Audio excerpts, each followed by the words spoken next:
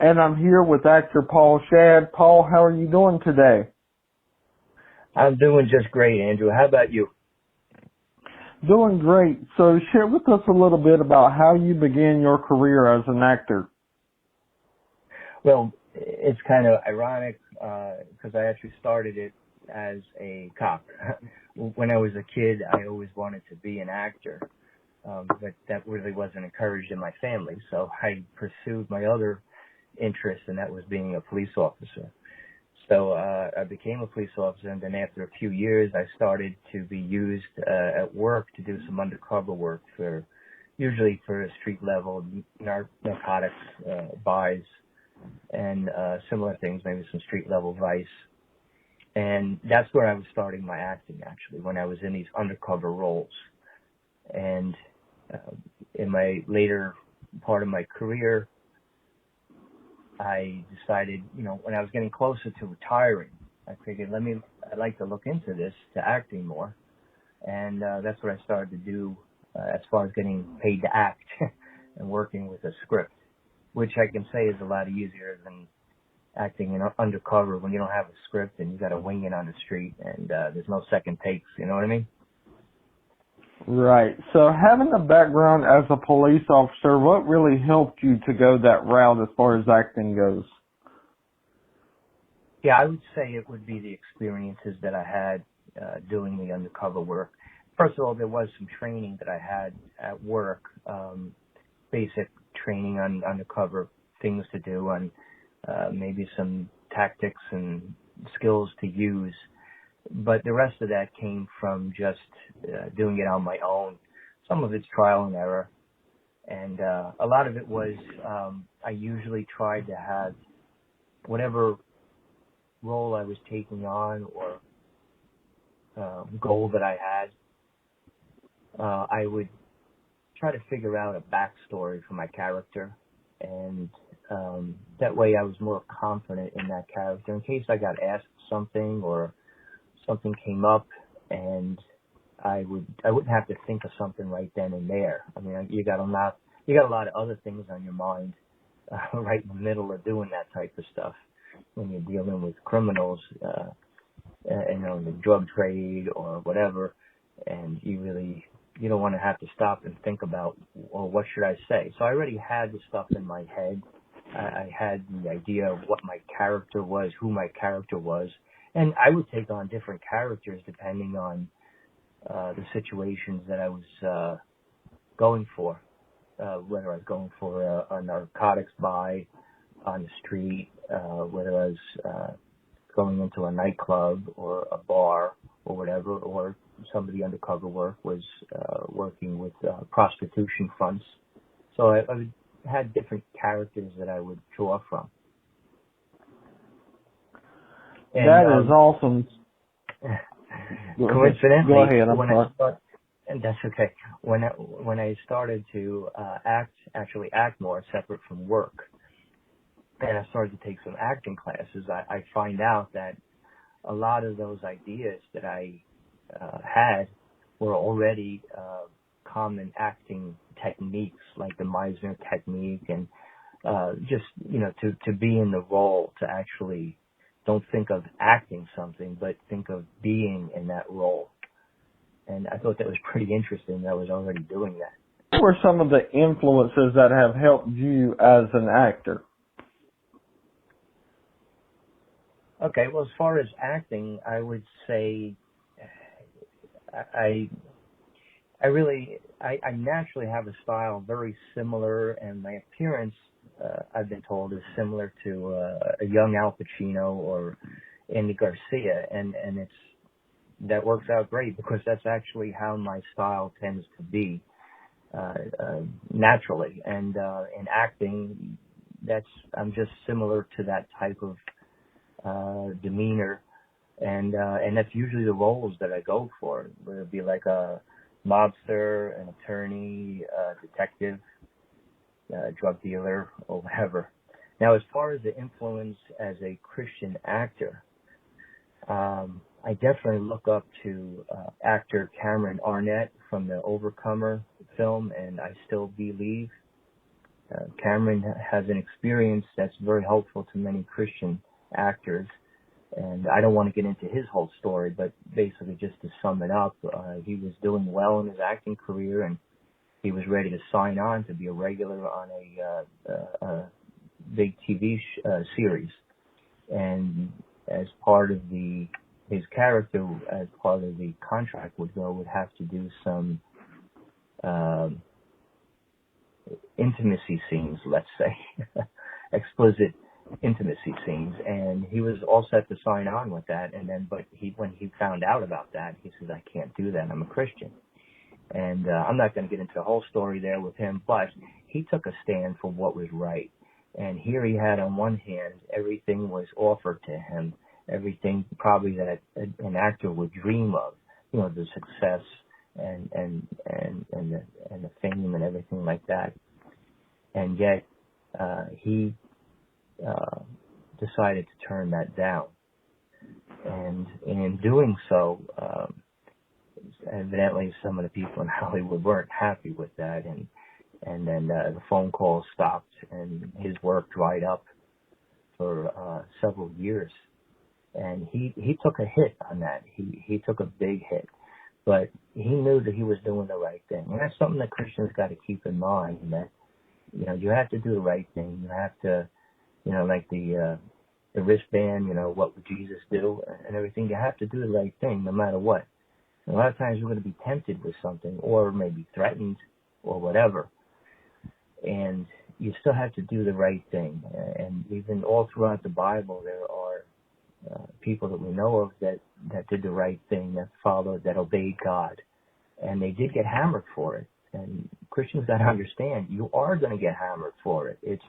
Everything's not going to necessarily work out cushy for you.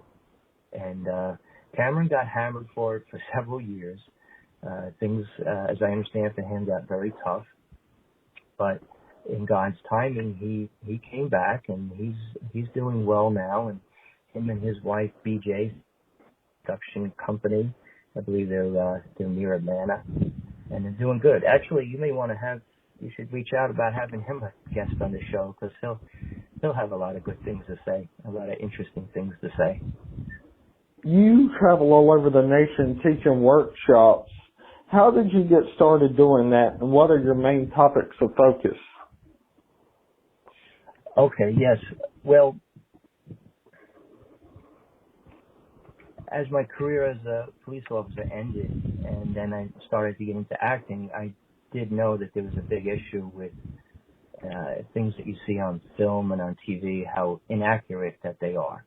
And I also noticed that a lot of your younger actors are totally unfamiliar with firearms. Now, I don't teach actual firearms. I don't work with real guns. I work with props. But a lot of them never even fired BB guns before, so they didn't even know how to hold them. And so I wanted to work with them. And actually, aside from being an actor, I started to work as a police technical advisor. And traditionally what that is you work with the scripts, with the people that write the scripts, and you point out the accurate way of doing things, or how it would be done, and correct something that's wrong. Police technical advisor would also work perhaps on the scene when something's being filmed, to work with the actors on the scene and maybe the director on how things would go. So that's the kind of work I was working on. But then I saw this other need that the actors needed. Now, sometimes an actor will hire a technical advisor to work specifically with them for a specific scene, and that happens a lot over in Hollywood. But I was noticing more with the local actors, and then I figured, instead of trying to do the work in the one-on-one, and it would probably cost them a lot more also, I figured, I could teach basic workshops on this stuff, and in 3 hours I can cram a lot of stuff in there and teach them overall a lot of things that they would need to know when they go on auditions or when they actually book a role. So I teach them the techniques that they would need, the skills, and additionally what happens with them is by the end of the class, they gain the confidence that they know that they can do a better job now that they've been trained through this. And then I hear from people, they'll call me up a month or two afterwards. Oh, I just had an audition, and usually I hear I booked the job. It was really helpful, the stuff that I had learned from you. It's just really, it's a rewarding thing to see that, to help them along like that. It's skills that they wouldn't normally be able to pick up. They're not going to be able to pick that up from watching a TV show because they're usually doing it wrong there. And another thing is I teach them the right way to do things. Now, if they're on a film set and the director wants them to do it the wrong way, insist on that, of course you do what the director says. But at the end of the day, at the very least, after this class, they gain a lot more confidence. They learn to kind of walk like a cop, stand like a cop, walk into a room and just have a certain demeanor about them that is subtle, that if you're going for an audition, it will help to make your acting a lot more accurate or a believable character for you.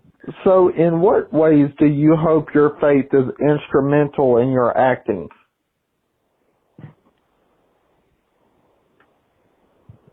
Well,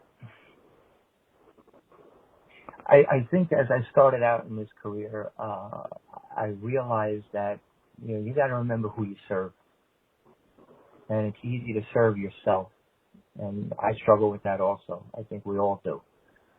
And you got to remember you serve Christ. Christ died for you. He went through all that, all the ordeal that he went through, the crucifixion, the beating, and everything. He did that for you. And we are to be servants of Christ. So I try to keep that in mind. I try to have that as my goal. I've had that turned down. Many Christian actors often have to turn down auditions or roles because there's going to be something in there that's just goes against the grain or would be offensive to Christ. So I think you got to I have found that it really helps me to try to be grounded in there. And sometimes you do get the temptation, like Cameron had relayed. I never had that big of an offer, of course. But sometimes here's something that you've worked for years and you trained for and you've done all that blood, sweat, and tears and working hard for, and then you get offered something. And then there might be a little something in there that, you don't feel comfortable with. As a Christian, you shouldn't be doing it. But you know what? It's just that little bit. Let me just accept this role, and then I won't do anything else like that again. The temptation's there, and it's important to be grounded before you're faced with that temptation. That you got to have the mindset that if it comes between me offending God and me offending man, I'm going to have to choose man. I'm going to have to turn down things, and I may take a hit for it. But that is part of what the Christian life is. It's not a easy road. And the bottom line is God will see you through.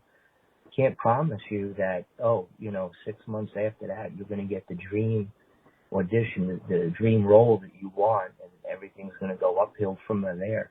You may never get that, but the whole thing is you've got to serve Christ. That's what God created us to serve Him, to glorify Him. So share with us your earliest memory of acting. Yes, I recall as a kid. I used to watch the old Batman TV show, and I used to act out like I was Batman, dressing up like Batman or whatever the deal is. And I don't know whether that was playing or acting, but I used to do that a lot. Used to have those adventures and stuff like that in my head, and it was always fun to do. I always wanted to be Batman, right? Wow, every kid has that dream, I think, at some point. So share with us how we can find out more about you, website, phone number, or how to book you if we're interested in doing a police academy or a workshop. Okay, sure. The best way is through my website, and my webpage is paulschad.com. schad.com, and it's spelled Schad is spelled Schad, and that's my website, and that has information on me with my acting, and it also has my technical advisement work and information on the workshops that I do. I can also be found on Facebook. My Facebook page would be Paul D, as in David, Schad, Schad, and then it's / actor. And you can join me on my Facebook page and follow any announcements that I have there related to the Police Academy workshops. And also, if you want to review my professional experience as a law enforcement officer, you can find me on LinkedIn. And again, my last name is spelled Schad. And also, well, thank you so much. I'm sorry. Go ahead. I'm going to be having. I just got back last week where I gave my Police Academy for Actors workshop in New York City, and next month, July 17th, I'm going to be in Jacksonville giving that 3-hour workshop. So again, if they want to find out more, they can go on my website. Well, thank you so much, Paul, for coming on. God bless you, and we look forward to having you on again sometime. Thank you very much, Andrew. I appreciate that. All right. Bye-bye. Bye-bye.